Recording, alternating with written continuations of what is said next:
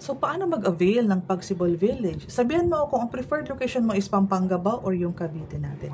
So, unang-una, regular na empleyado, active Pag-ibig member, as early as now, mag-download ka na ng Pag-ibig virtual, mag-login ka, check mo kung naka 24 months contribution ka na.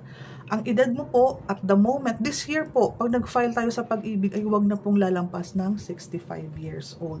Qualification sa mga salary natin, for Cavite po, 28,000 ang basic plus 3,000 fixed allowance. Yung pera or cola or yung sinasabi natin de minimis, rice, meals, transpo, clothing allowance, yan po. Yan po yung included dun sa 3,000 fixed allowance. Hindi kasama ang OT, bonus, holidays, or night differential.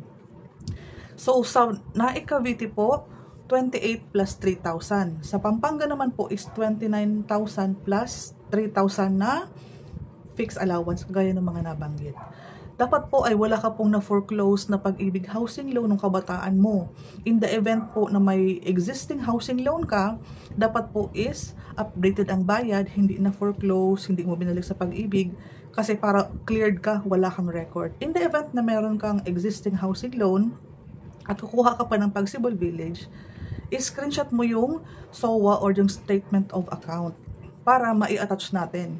In the event na meron kang existing account, ay Pag-ibig housing loan, kailangan mag-usap tayo regarding sa salary required kasi tataas po tayo sa salary required, pati po yung i-double check po natin yung qualification sa edad, sa sahod at sa years or sa term na makukuha mo under Pag-ibig. Yung term po is yung 25 years, 20 years.